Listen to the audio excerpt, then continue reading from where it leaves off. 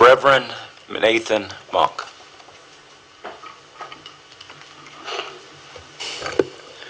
Members of the council, I too do not want to see a repeat of what happened at the Monday meeting. I thought it was embarrassing what happened at the Monday meeting in a lot of ways. I've been coming and speaking at City Council for 5 years. And in those 5 years, I have never seen someone removed from a City Council meeting. And at least 3 people were removed at that meeting. And what was offensive about their speech was that they weren't connecting the dots that you wanted them to. Well, you don't have the right to determine what type of speech people are going to have when they are addressing their government for a redress of grievances. If someone wants to connect the dots between the poverty that we have and the amount that a loan is being taken out for, they have the right to connect those dots and question their government about that. As Americans, we have the right to redress our government without fear of being arrested. Oftentimes, when people come to address their government, they're passionate about the things that they have to say. It embarrassed me on Monday. I have had the opportunity to stand before many administrations of this council, and I have always enjoyed it. I've even enjoyed the banter and the times that we've gotten into arguments, and I've had the opportunity to come forward to someone and say, sorry that I said that thing, that probably wasn't the smartest thing that I said, or I could have said that a little bit differently, and foot and mouth and all that kind of stuff. But to throw someone out, that's a shame. That's embarrassing. This council does not have the right to limit people's speech, to determine what type of speech is appropriate, or to determine what types of dots should and should not be connected. This council should be more embarrassed by the fact that people were able to connect dots to Hitler than that someone pointed it out. Whether or not they're connecting dots from Hitler to George Wallace to Barney, if they're connecting those dots, you should be asking, well, what are we doing that's allowing people to connect those dots? It was a sick and gross abuse of power. And what your time is up. Sit down. Thank you. No, I have a minute and 12 seconds left. I'm ruling you out of order. Well, I am absolutely within order. I am with order. You are out of order. You made an oath to protect the Constitution. I'm not leaving the podium. I have 56 seconds left. I'm not leaving this podium. I have a constitutional right to be here. I have 49 seconds left. I'm sorry, I'm not the one that's doing this. I'm not doing it. I'm an American citizen. I'm an American citizen. I'm leaving. I'm sorry, Chip. I'm sorry. I am leaving this chamber as you are in violation of the people's First Amendment right. I will be outside if you want to address your grievances to your government.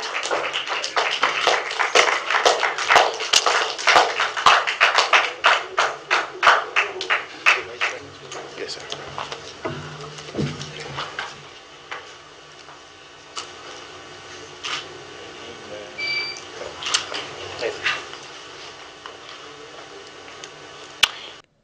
Hello everyone, welcome to Global Government News. Today is Monday, December 19th, 2011. My website is ggnonline.com, and on YouTube it's ddarko2012 if you'd like to visit my channel. All my videos that I posted in the past couple of years are available there. Okay, so I'm going to get going because I have a lot to get to. This article, these first couple of articles I want to get to in the first video, but I'll just throw it out there. China's Wukan villagers continue protest, demand return of Zhu Jinbo's body. This is a big deal because the Chinese are, for the most part, in the past 10 years, are not really known for being outspoken and protesting and stuff like that. And this is actually happening in another part of China as well for a separate incident. But this is over a land grab, and then people are protesting even more because of a fellow villager has been abducted by the government and not returned or told where he is. Brief background: authorities completely lost control of the village of 20,000 since last Friday. Residents have blockaded the roads to stop further police arrests following months to protest against land seizures by government. Says authorities have cut off electricity and thousands of armored police have surrounded the village, preventing food from entering. And I've mentioned this before, and I'm mentioning this because the stories I'm about to cover right here are indicative, that's the good word to use, of what's to come here in the United States. There's going to be checkpoints. There's going to be roads closed off. Things like this are going to be happening in the United States where they're going to be preventing food from entering. And the biggest thing about the cell phone ban is going to be for that, is for when people using cell phones, if they still have service, which most likely will be, because I think entertaining the slaves is priority to the social engineers. So they'll still have their little GPS trackers and their little radiation devices to give them cancer and sterilize them with them. And you could actually use those against them in your car to avoid checkpoints, but now they're going to try to ban that. That's why they're doing it. Families have £10 a week less to spend as disposable incomes fall for the 5th year running. That's right. And almost twice as many are falling behind on payments, and this is what I've mentioned before: disposable income. That's the money that you have after bills, and people used to have that so they can get, have better. You don't really have you don't have to have a lot of money for health, but a lot of times a lot more money equates to more health and education and all that good stuff. Here, shoplifters, and the other thing too is if you don't have disposable income, you're not going to movies, whatever. The point is that they want to keep you, like I said, in that pressure cooker where you don't have time to think about anything. You got to keep moving. You got to keep moving like a homeless person, right? Because homeless people keep moving all the time. Why? Well, because they always have to worry about the cops and then worry about other people ratting them out or setting them on fire. Two accused shoplifters right here robbed while stealing from grocery store. So as the economy gets worse and the third option of survival, which is stealing, increases, which I said, shoplifters are actually getting robbed by other people that are stealing. So that's just, again, a good indicator what's to come and what's happening. The bleak glut of unemployed veterans by the numbers goes on here and says 30% of combat veterans between 20 and 24 are unemployed, according to the New York Times, and 21% of veterans in the same demographic who were unemployed in July 2010. Says 850,000 the number of veterans who cannot find work now, 250, basically a 250,000 number of veterans from the Iraq and Afghan wars who are now back home and unable to find, and 1 million the number of additional vets who will join the workforce in the next 5 years. And the other thing too is what, like in World War II, how did they fix the unemployment in Germany and the United States? Oh, they started a war. That's right. War is not just good for the military-industrial complex.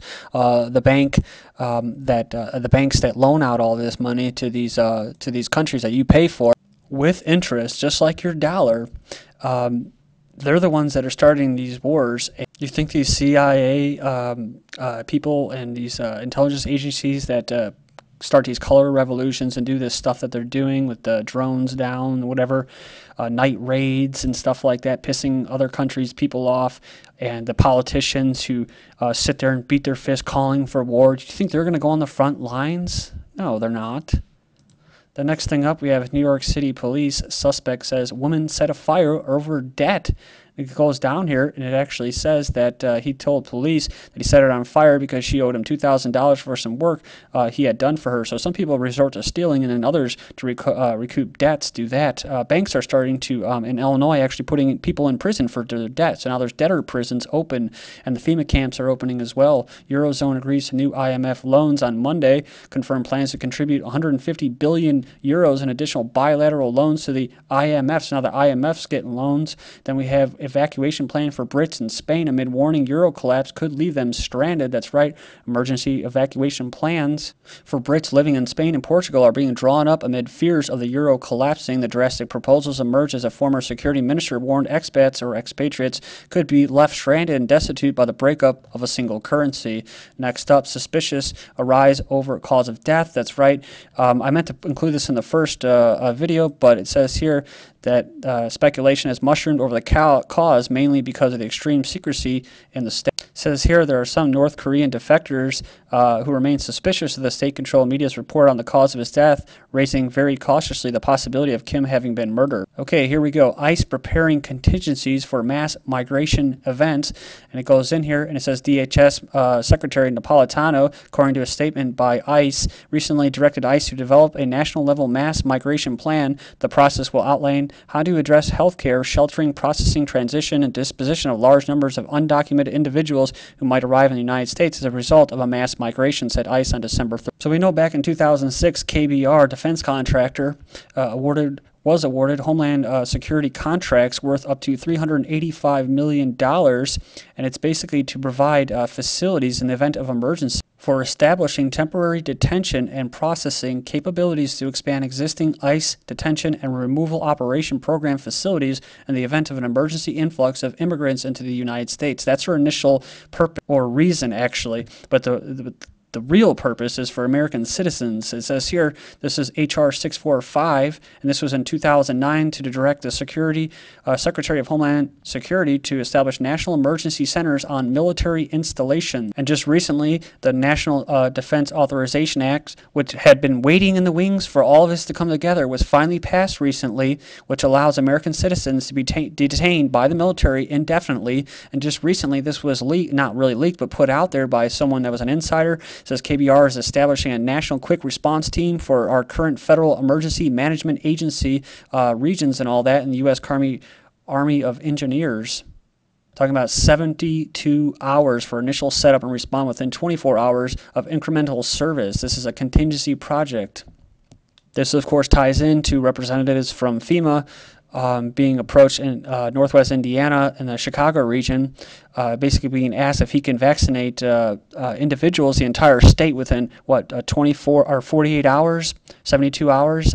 Also would be able to handle a mass amount of bodies, i.e. body bags and coffins. Chemical weapons countermeasures deployed around the United States. December 14th, U.S. government has deployed roughly 2,000 containers filled with nerve agent countermeasures around the country, the Independence Missouri Examiner reported on Saturday. That's right. Then next up we have testimony of Secretary Napolitano before the United States Committee, released September 13th, 2011, to deploy radiation portal monitors and other radiation detection technologies to seaports, land, border ports, mail facilities around the world. Mexican ex-officials work for U.S. intelligence, which is interesting because I said the Mexican government and the drug cartels are pretty much the same. So if Mexican ex-government workers are working for the U.S. intelligence, that means that the drug cartels are working for U.S. intelligence. Rights groups accuse European countries of CIA flights cover-up. That's right. It says 28 countries in Europe have failed to comply with the Freedom of Information requests about their involvement in secret CIA flights carrying suspected terrorists, two human rights groups said on Monday. A group of prominent architects of the Internet oppose U.S. online piracy bills, then House cybersecurity bill would establish federal overseer. Then we have the Defense Authorization Act codifies Commander-in-Chief Obama, DHS military police waging war against American Internet users, independent reporters, whistleblowers of high-level corruption. This is interesting because I've actually thought about this before. Kurt Nimmo from InfoWars in an article said in November the DHS practiced its work by coordinating a nationwide police crackdown on the Occupy movement. That's right, it was a big exercise. And in China, we have the end of anonymous microblogging in China. Then UMG claims right to block or remove YouTube videos it does not. And IBM says mind control possible in 5 years, says we'll all be controlling our computers and smartphones by just wiggling our brain. Coming soon, storage search technology will enable surveillance on suspects before they become suspects. For example, if anti-regime demonstrators or dissenters